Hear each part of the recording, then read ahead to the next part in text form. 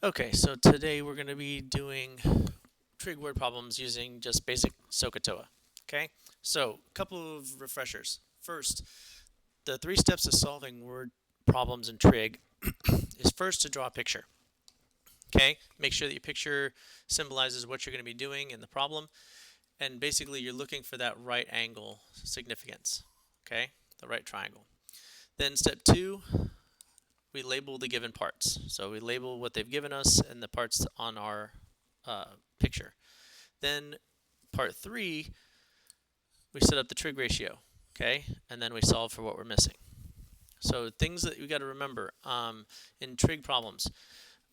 Might have forgotten from geometry, angle of elevation and angle of depression. So angle of elevation, basically that is your angle that when you look up from the horizon or the horizontal, how far you have to look up to see that.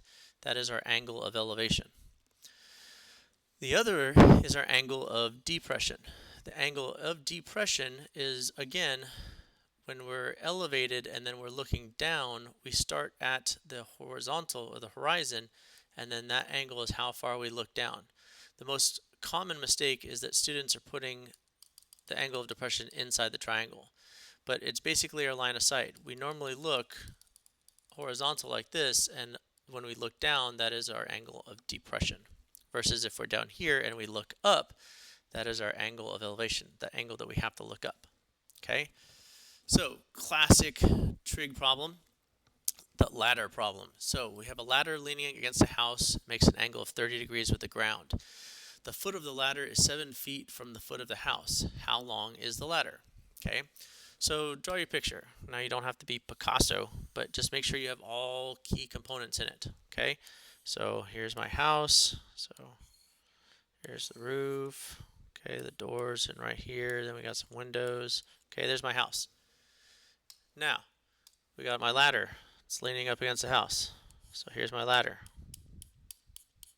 Now, we are going to assume for the fact of the problem that my house is perpendicular with the ground. Okay, that is not always the case, but in our problems like this, we're considering it perfect construction. Okay, so we know that the ladder itself creates an angle with the ground. Okay, so it makes an angle with the ground. So here's my ladder, here's my ground, so this angle right here is my 30 degrees. And it says that the foot of the ladder, so the base, the foot, is 7 feet from the foot of the house. So this is 7 feet. Okay, so we've got all our information in there. Now we're looking for how long is a ladder. So we're looking for this side. So one good way of doing this is, now that I got my picture and I know what it looks like, take out that triangle, redraw it so that I have it a little bit easier. So that's 30 degrees, that's x. So if this is my angle here, that means this side is my adjacent side, this side is my hypotenuse, and the trig function that has adjacent hypotenuse is cosine. So cosine theta equals adjacent over hypotenuse. So that's the trig ratio I'm going to use. Now just plug in what you got. So cosine 30 degrees equals 7 over x. So we're solving for x, so we cross multiply. So basically we get x, so it's 1 times 7 divided by this, so it's 7 over cosine 30 degrees. And you just plug that into the calculator, and you get your length, which is going to be 8.0829 something feet. Okay? So basically about 8 feet. Now, does that make sense? Yes. Because our hypotenuse is our longest side. So if this side is 70 and this angle here is 60, then I know that basically my hypotenuse has to be greater than 7. Okay? So just make sure you're double checking. All right, ramps. So this is kind of a real world application of what we're doing, because the federal accessibility standards specified that a ramp angle used for a wheelchair ramp must be less than or equal to 4.78 degrees.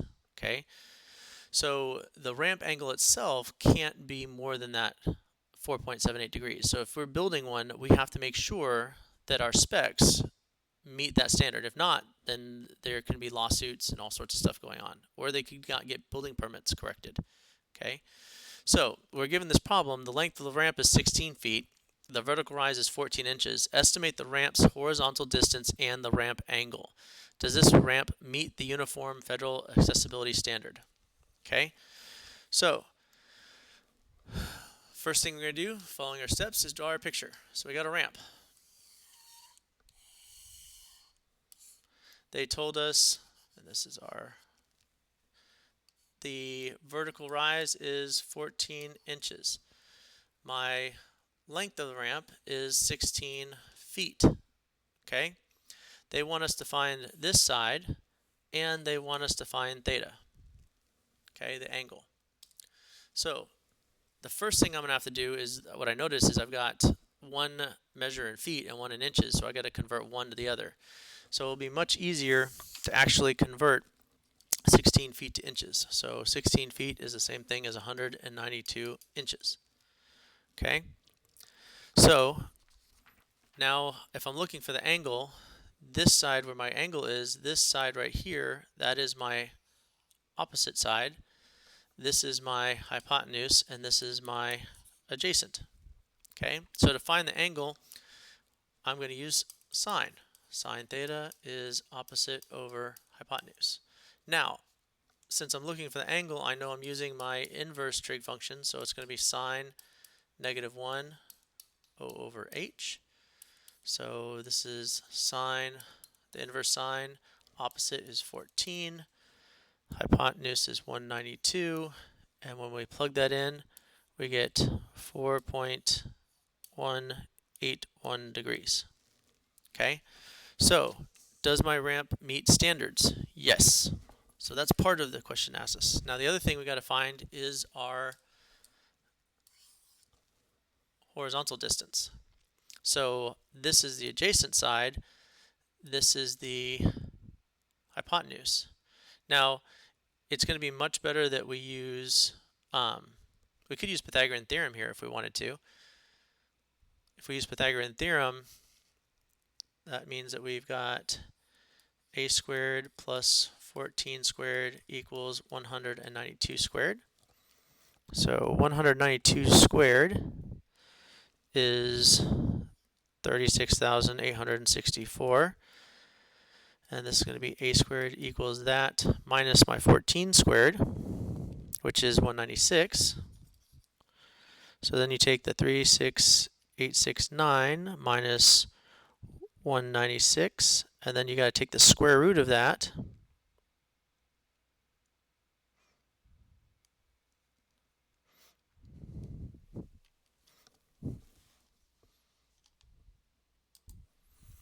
So our missing side length A is 191.5 feet.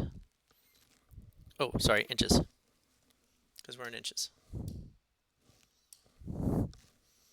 And if we wanted to, we could convert that to feet by dividing by 12. Okay? Or we could have used, in this case, since we found the angle, we could have used cosine. We could have said, well, cosine theta is adjacent over hypotenuse. And in that case, we would have said cosine of 4.181 equals the adjacent side, which is x, over the hypotenuse is 192. And then we would add x equals 192 times the cosine of 4.181. And when you do it with cosine, that way,